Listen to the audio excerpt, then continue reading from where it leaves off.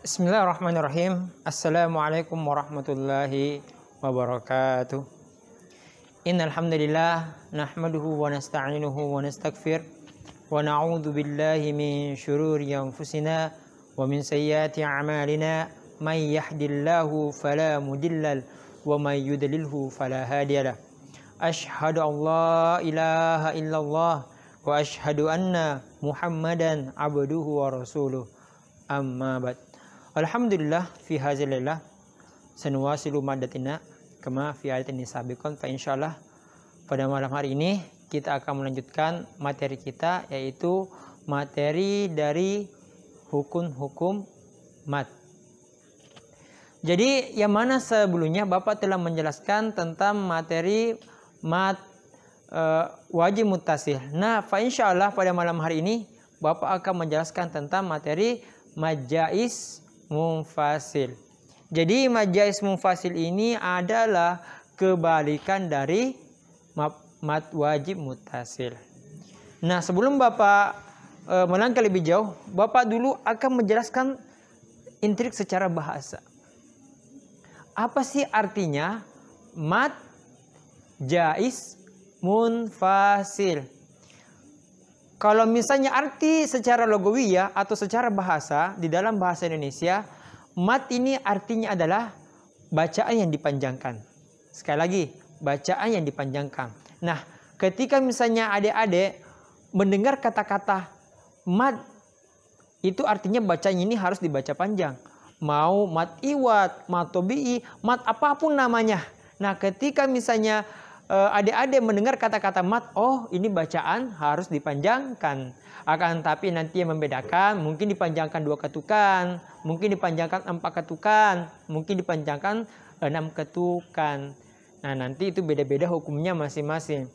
Nah, kebetulan untuk hukum mat jaiz munfasil di sini itu yang tadi Bapak akan jelaskan dulu. Jadi sekali lagi, mat ini artinya adalah bacaan yang dibaca panjang. Adapun arti jaiz di dalam bahasa Indonesia artinya boleh-boleh aja, artinya boleh. Oke? Jadi munfasil, adapun arti munfasil artinya berpisah di dalam bahasa Indonesia, berpisah atau terpisah, munfasilun, oke, terpisah.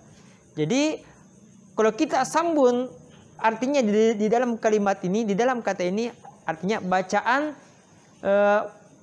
bacaan yang dipanjangkan, akan tetapi apa? Berpisah di dalam kalimat ini. Seperti itu.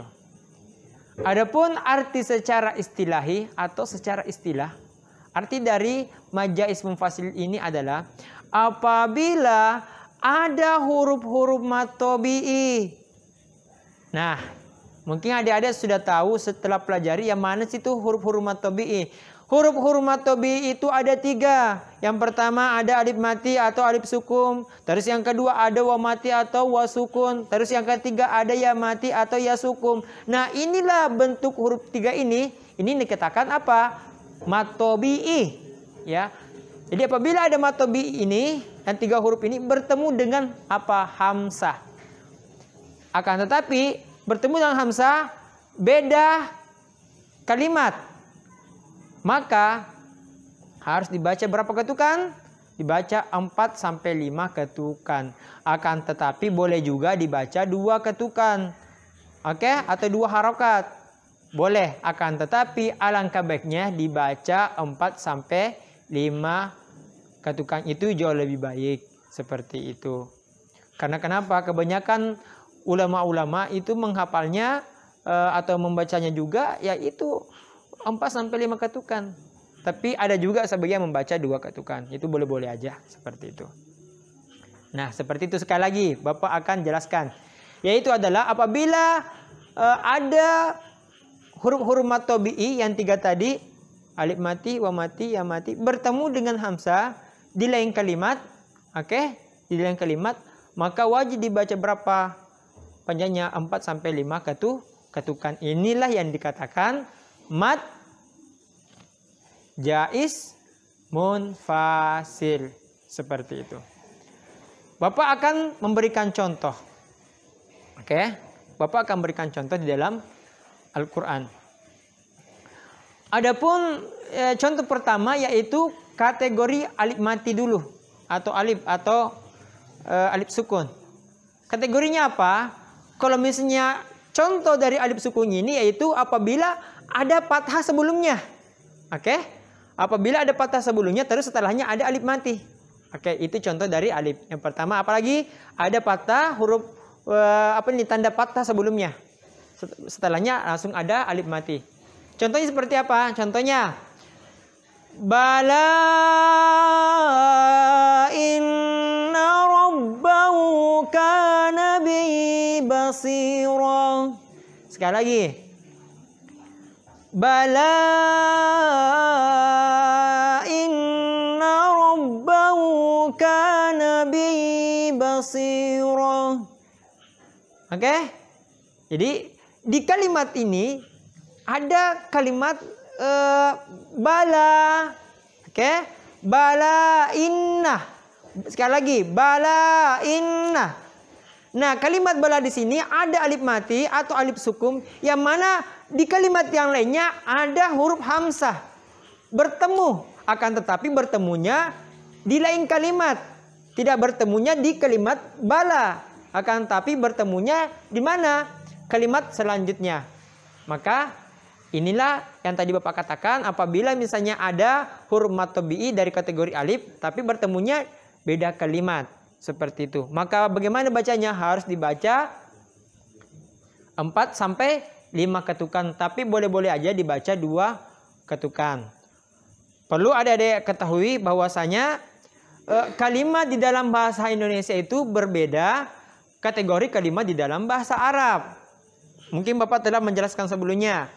Kalau kalimat dalam bahasa Indonesia itu harus panjang. Contohnya apa? Saya pergi ke pasar membeli anggur. Atau yang panjang-panjang. Itu merupakan bentuk kalimat.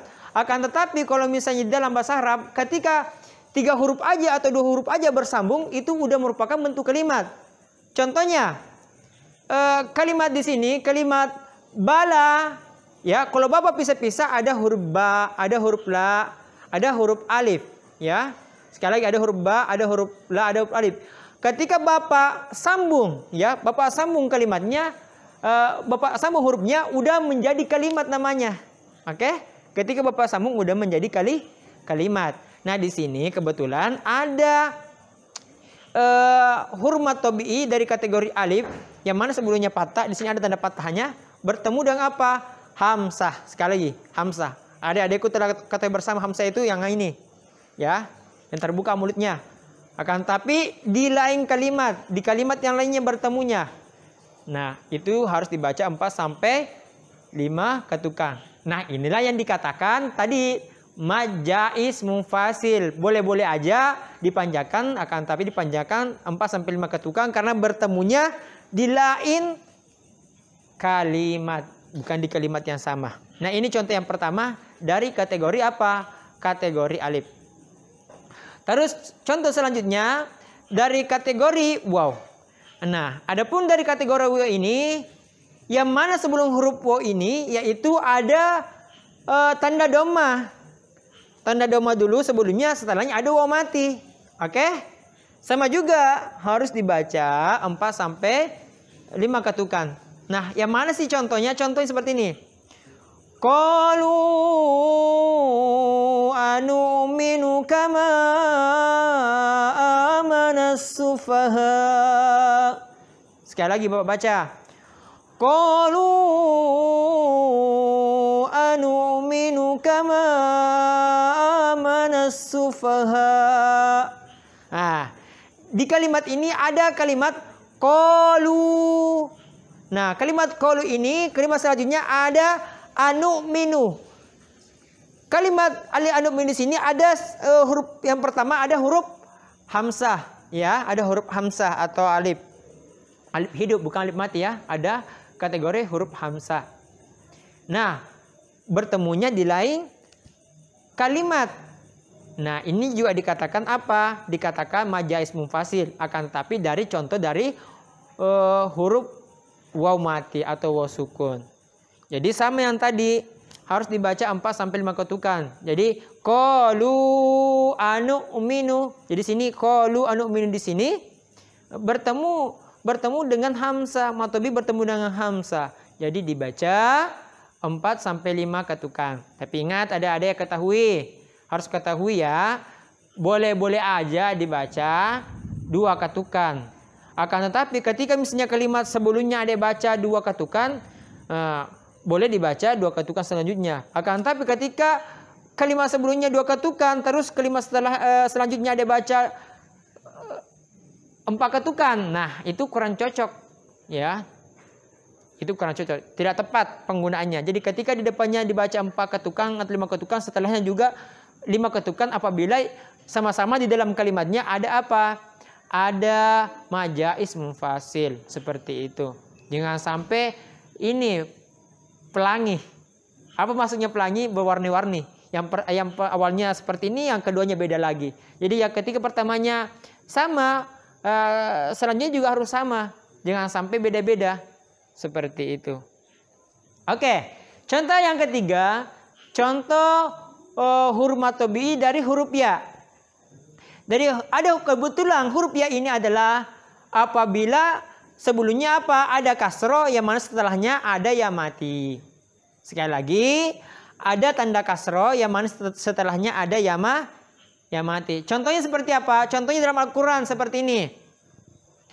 Innahu kana fi ahli mas'ura. Sekali lagi, kau baca. Innahu kana fi ahli mas'ura.